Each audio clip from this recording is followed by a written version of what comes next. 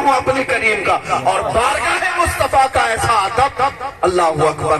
हुजूर की बारगाह में जब कहना है तो यूं कहते, या रसूल अल्लाह तेरे टुकड़ों पे पले, गैर की ठोकर पे न डाल, तेरे टुकड़ों पे पले, गैर की ठोकर पे न डाल, खिड़कियां खाएं कहां छोड़ के सदका तेरा।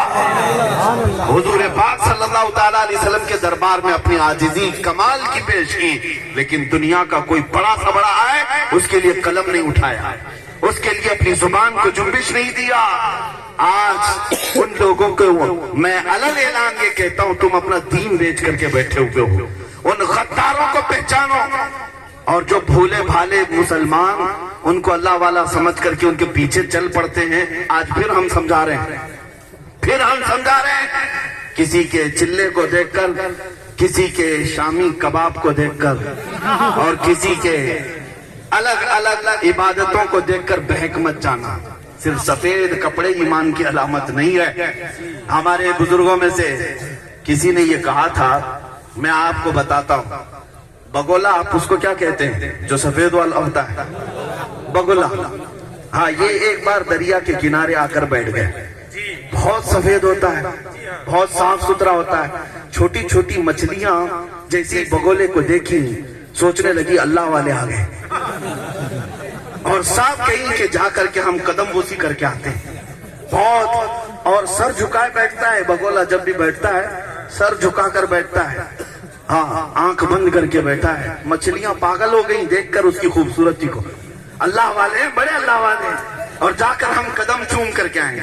जो बड़ी मछलियां थी, बूढ़ी मछलियां थी, वो समझाने लगी छोटी मछलियों को, खबरदार वो डाकू है, वो चोर है, करीब मत जाना, तुम्हें चोंच मार कर ले जाएगा। छोटी मछलियां समझ नहीं रही थी, समझ नहीं रही थी, उल्टा कोस रही थी बड़ी मछलियों को। वो कह रही थी तुम्हारे पुराने ख्यालात है दादी अम्मा, हमें छोड़ दो, ये अल्लाह वालों के पास जाने दो, ऐसे अल्लाह वाले बार बार कहाँ आते हैं।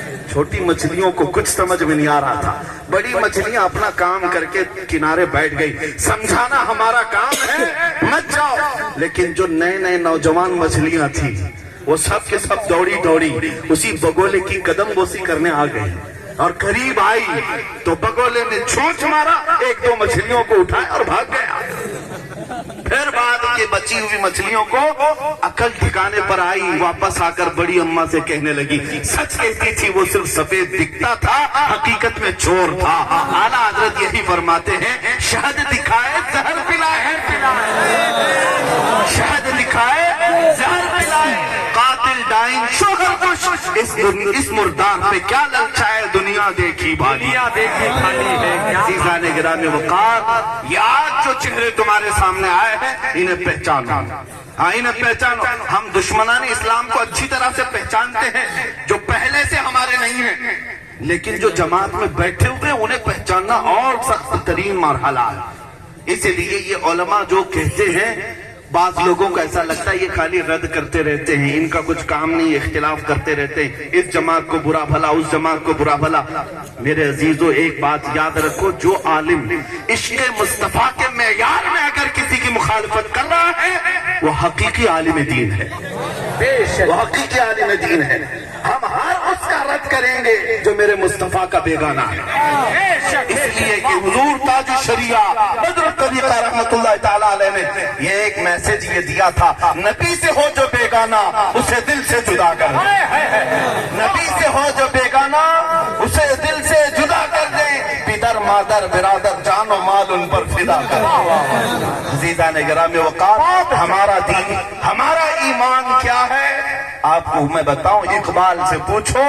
अल्लामा इकबाल ये कहते, बमुस्तफा बरसा खैश के दी हमाऊस करबऊन रसीदी तमाम बुलहबी, अपने आप को रसूलुल्लाह के कदमों तक पहुंचा दो, यही दीन है, यही दीन है। और अगर तुम वहां तक नहीं पहुंच सके तो जिंदगी अबू लहब की तरह। इस बात को याद रखो ए नौजवान, इज्जत इधर उधर ढूंढने न जाओ, इज्जत मेरे मुस्तफा के कदमों में है।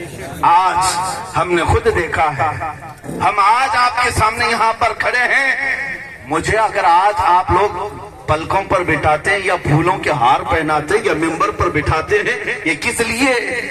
इसलिए नहीं कि कोई बड़ी पार्टी का नेता है, یہاں پر جو عزت ملتی ہے وہ اس لیے نہیں کہ بہت بڑے باپ کا بیٹا ہے. مجھے جو بھی عزت ملتی ہے وہ میرے مصطفیٰ کی نسبت سے ملتی ہے. جب تک ٹکے نہ تھے تو کوئی پوچھتا نہ تھا. جب تک ٹکے نہ تھے تو کوئی پوچھتا نہ تھا. یا رسول اللہ تم نے خرید کر ہمیں انمول کر دیا.